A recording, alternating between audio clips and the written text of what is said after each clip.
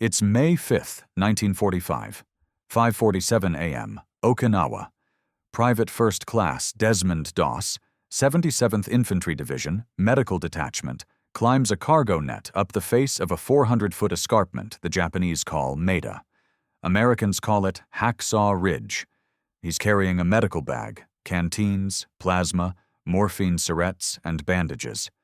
What he's not carrying, what he has never carried and will never carry, is a rifle. Doss is a conscientious objector. Seventh-day Adventist. Won't touch a weapon, won't kill. The other guys in his unit thought he was crazy. Some thought he was a coward. During training at Fort Jackson, soldiers in his own company beat him up, trying to force him out. His commanding officer tried to have him court-martialed for refusing to carry a rifle. The case went all the way up the chain. Doss won. Technically. The Army let him serve as a combat medic without a weapon, but they didn't have to like it. Now he's on Okinawa, and Hacksaw Ridge is a meat grinder. The ridge itself is a 400-foot-high coral and volcanic rock escarpment that runs across the southern part of the island. Sheer cliff face. The only way up is cargo nets. At the top, it flattens into a plateau maybe 50 yards wide, then drops off again into Japanese-held territory. The Japanese 62nd Division has turned the ridge into a fortress. Caves, tunnels, interconnected defensive positions, machine gun nests with overlapping fields of fire, mortar pits pre-registered on every approach, spider holes where Japanese soldiers pop up, shoot, and disappear back underground. The American 77th Infantry Division, Doss's division, started the assault on Hacksaw Ridge on April 29th. 6 days ago. They've been trying to take this position ever since. Every morning, American soldiers climb the cargo nets, establish a position on top of the ridge, and try to push forward. Every time, the Japanese counterattack drives them back. The casualties are staggering. The 77th is getting chewed up. This morning's assault started at 5:30 a.m. B Company, 307th Infantry Regiment, went up first. Doss went with them. By 7 a.m., the Japanese counterattack hit. Machine gun fire from 3 directions, mortars dropping into the American positions with mechanical precision, grenades rolling into foxholes, Japanese soldiers charging with bayonets. By 8:15 a.m., the order came down. Withdraw, get off the ridge, fall back. The problem is, you can't just walk off a 400-foot cliff. You have to climb down the cargo nets, one at a time, under fire, while carrying your wounded. It's a nightmare. Soldiers are dragging injured men to the edge, lowering them down, trying not to get shot in the process. By 10:30 a.m., most of B Company is off the ridge. The Japanese are sweeping forward, retaking every yard of ground the Americans had captured. The few remaining American soldiers are scrambling for the nets. Desmond Doss is still at the top, and he's not leaving. Because scattered across that plateau, in shell craters, behind rocks, in foxholes, some conscious, some not, are approximately 75 wounded American soldiers. Men who can't walk, men who can't crawl, men who are bleeding out. The Japanese are 50 yards away and closing fast. In maybe 10 minutes, that entire plateau will be in enemy hands. Every other American soldier is climbing down those cargo nets as fast as physically possible. Doss is moving toward the wounded, not away from them. He's 26 years old. He weighs 145 pounds. He has no weapon. And he's about to attempt something that nobody, not his commanding officer, not the guys in his unit, not the Japanese soldiers hunting for survivors, thinks is even remotely possible. Engagement hook. Real quick, before we get into what happened next, drop a comment and let me know where you're watching from. City, state, country, doesn't matter. And hey, what time is it where you are right now? Always interesting to see how far this story reaches. All right, here's what Doss did. Here's the tactical situation Doss is facing. The top of Hacksaw Ridge is a kill zone. It's roughly 50 yards wide, maybe 200 yards long. No cover except shell craters and a few scattered rocks. The Japanese control the far edge. the side that drops down into their territory. They've got machine guns positioned in caves that are basically impossible to knock out. You can't see the cave entrances until you're right on top of them. You can't flank them because there's nowhere to go. It's a shooting gallery, and the Americans are the targets. Standard procedure for evacuating wounded under fire is to use litter bearers. 2 soldiers carry 1 wounded man on a stretcher. But that requires 4 men per casualty when you account for the guys providing covering fire. On Hacksaw Ridge, that math doesn't work. The Americans don't have enough men left on top of the escarpment to carry out all the wounded, and even if they did, there's no safe route. The moment you stand up with a stretcher, you're a target. Japanese snipers are specifically watching for medics and litter bearers. The other option is to drag wounded soldiers to the edge and lower them down the cliff face using ropes. Some units tried this during the withdrawal. It takes approximately 4 to 6 minutes to safely lower 1 man 400 feet down a cliff using a rope and pulley system. That's if everything goes perfectly. If the wounded man is unconscious or thrashing from pain, it takes longer. If you're under fire, it takes even longer because you're trying not to get shot while controlling the rope.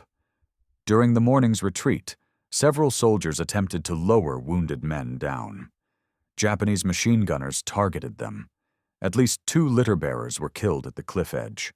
1 wounded soldier being lowered on a rope was shot while suspended halfway down the escarpment. The men at the bottom watched him die on the rope and couldn't do anything about it. The Japanese aren't just defending, they're hunting. After every American withdrawal, Japanese soldiers sweep across the plateau, bayoneting wounded Americans who couldn't evacuate. It's not a war crime in their tactical doctrine. It's standard operating procedure. Wounded enemy soldiers are enemy soldiers.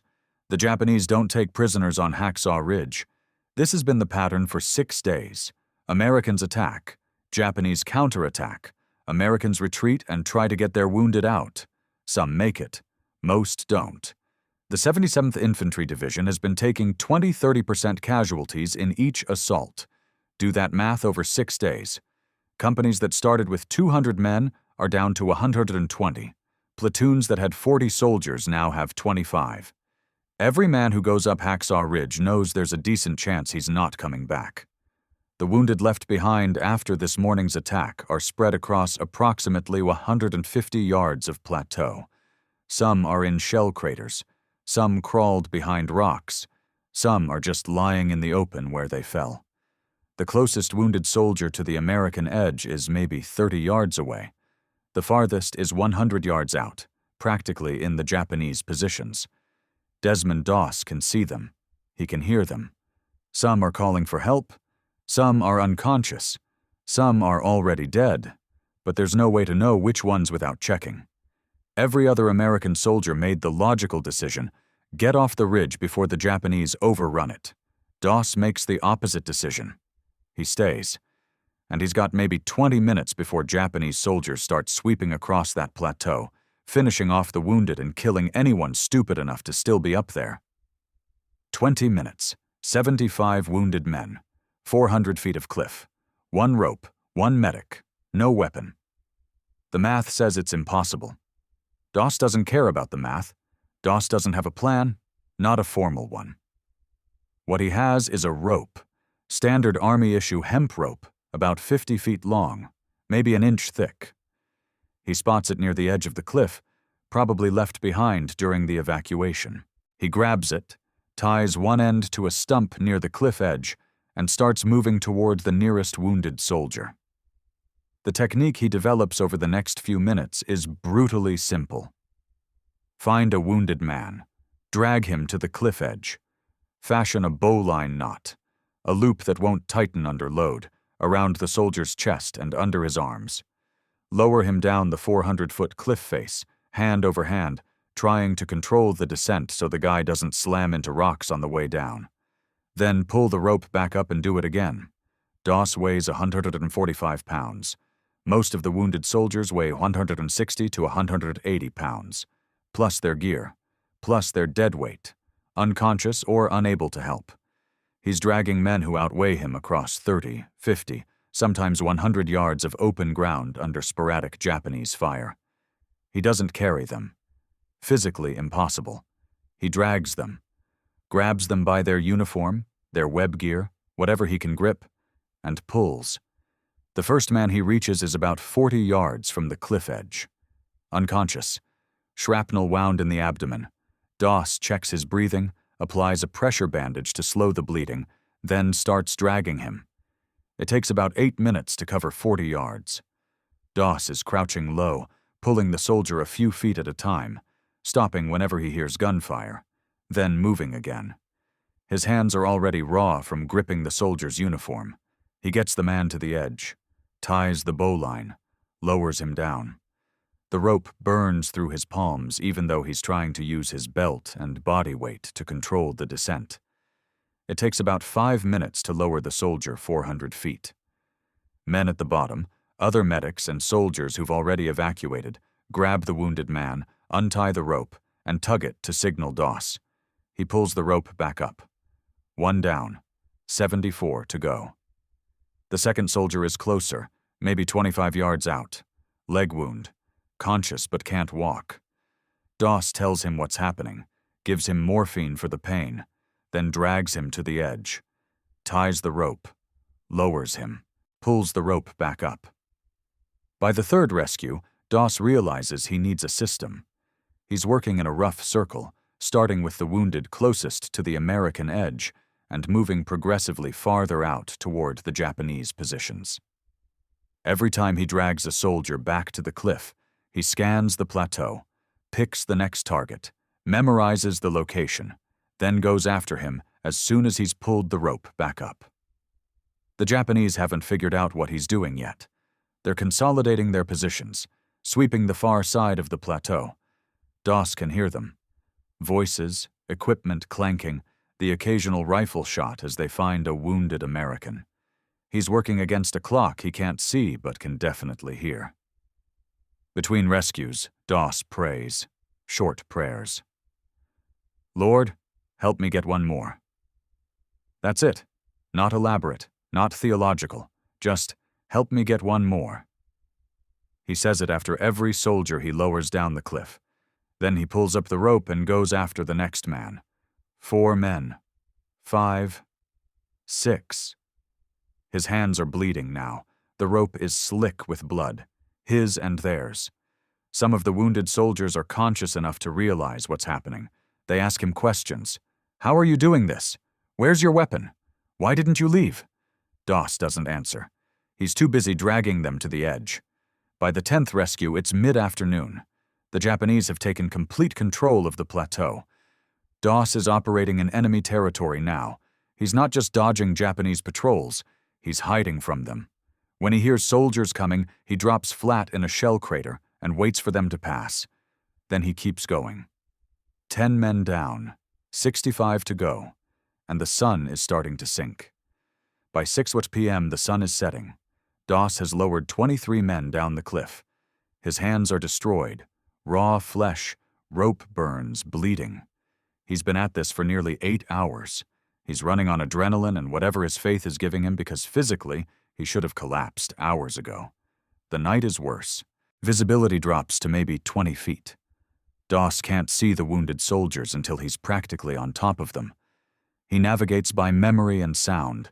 Men moaning, calling out, breathing. The Japanese are doing the same thing. They're patrolling the plateau in small groups, 3 or 4 soldiers, checking bodies, killing survivors. Around 7:30 p.m., Doss is dragging a wounded soldier, maybe his 30th, when he hears voices. Close. Japanese. Speaking quietly, moving methodically through the darkness.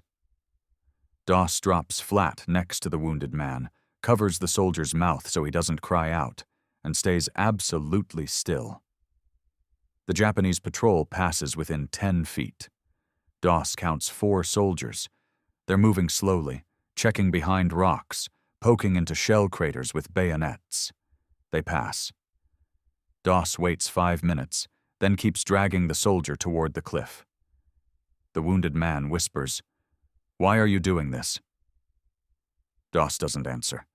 He's counting steps in his head, trying to remember how far he is from the edge. In the darkness, it's disorienting. He nearly drags the soldier over the cliff before he realizes where he is. Around 9 p.m., Doss finds a soldier who's been shot multiple times. Chest wounds, sucking chest wound on the right side, air whistling in and out through the hole. The man is conscious but fading. Doss has maybe 10 minutes before he bleeds out internally. He applies an occlusive dressing to seal the chest wound, uses the cellophane wrapper from a cigarette pack, tapes it over the hole. It's a field expedient technique that might keep the soldier alive long enough to get him down the cliff. Might. Doss drags him back, ties the rope, lowers him as fast as he can without losing control. The soldier survives. Barely. By midnight, Doss has lowered 50 men. He's been at this for 18 hours. He hasn't eaten, hasn't stopped. His hands are so damaged he can barely grip the rope anymore. He's wrapping the rope around his forearms, using his whole body to control the descent. Every time he lowers a soldier, the rope tears new skin off his arms. Around 1 a.m., he finds a soldier who's been lying in the same position for so long that rigor mortis has partially set in. Doss thinks he's dead. He's about to move on when he sees the chest move. Shallow breath. The soldier is alive. Unconscious, but alive. Doss gives him plasma, sticks the needle into his arm, holds the bottle up while he drags him back to the cliff. It takes 20 minutes. The plasma bottle swings, while Doss pulls the soldier across the rocks. The Japanese patrols are getting more aggressive. Around 2 a.m., Doss is pinned down in a shell crater for nearly 40 minutes. Japanese soldiers are searching the area systematically. He can hear them talking, see their silhouettes against the night sky.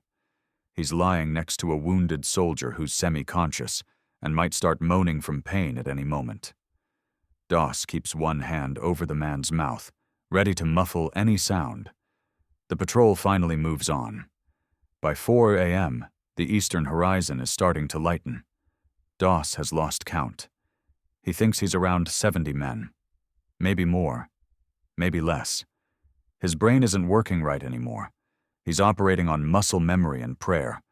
He finds the last wounded soldier around 5:30 a.m., number 75. The man is barely alive. Abdominal wound, massive blood loss. Doss drags him to the edge, ties the rope for the 75th time, and lowers him down. The rope slips through his mangled hands. He can't feel his fingers anymore. He uses his forearms, his shoulders, his entire body weight to control the descent. The soldier reaches the bottom. Medics grab him, tug the rope. Doss pulls it back up, looks across the plateau one more time, and sees nothing but bodies and Japanese soldiers. Everyone who could be saved has been saved. He ties the rope around his own waist and lowers himself down the cliff. His hands can't grip anymore. He's sliding, catching himself with his feet against the rock face, rappelling more than climbing. He reaches the bottom at 6:10 a.m., 75 men, one night, one rope, one medic who refused to carry a weapon. Desmond Doss collapses at the base of Hacksaw Ridge at 6:15 a.m. on May 6, 1945. Medics treat his hands, second- and third-degree rope burns, torn flesh, infections already setting in.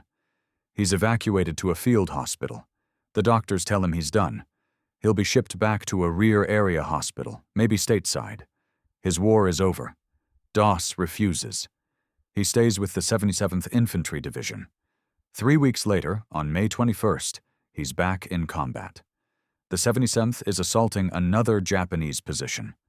Doss is treating wounded soldiers when a grenade lands near him. He throws himself on top of a wounded man to shield him from the blast. The grenade detonates. Shrapnel tears into Doss's legs and left arm. 17 pieces of metal embedded in his body. Fractured arm. He still refuses evacuation until other wounded soldiers are treated first. While waiting for a litter, Japanese sniper fire hits the area. A bullet shatters his left arm, the same arm already mangled by shrapnel. That finally ends his combat service. He spends the next 5 years in military hospitals recovering. The shrapnel in his body causes infections and complications for the rest of his life. He never fully regains use of his left arm. On October 12, 1945, President Harry Truman awards Desmond Doss the Medal of Honor at the White House. The citation reads, "He was a company aide man when the 1st Battalion assaulted a jagged escarpment 400 feet high. As our troops gained the summit, a heavy concentration of artillery, mortar, and machine gun fire crashed into them, inflicting approximately 75 casualties and driving the others back. Private First Class Doss refused to seek cover and remained in the fire-swept area with the many stricken, carrying them one by one to the edge of the escarpment and there lowering them on a rope-supported litter down the face of a cliff to friendly hands. Doss is the first conscientious objector to receive the Medal of Honor. He's one of only 3 conscientious objectors to ever receive it. The award doesn't change his beliefs. He still won't carry a weapon. He still won't kill. But the Army's policy on conscientious objectors changes because of him. After Doss, the military recognizes that refusing to carry a weapon doesn't mean refusing to serve. It doesn't mean cowardice. The guys who beat him up during training, the commanding officer who tried to court-martial him, some of them apologize after the war. Some don't. Doss doesn't hold grudges. He returns to Virginia, works as a carpenter, raises a family. He lives quietly. He doesn't talk much about Hacksaw Ridge unless people ask. When they do, he credits God, not himself. He dies in 2006 at age 87. By then, most Americans have forgotten his story. Then in 2016, Mel Gibson directs Hacksaw Ridge. The film reignites interest in Doss's actions. Suddenly, people remember that this actually happened. A man climbed a 400-foot cliff into enemy territory, rescued 75 wounded soldiers in one night, and did it all without firing a single shot. Here's why it matters. Desmond Doss proved that courage doesn't require a weapon. That conviction can be stronger than firepower. That faith, whatever form it takes, can drive people to do things that logic says are impossible.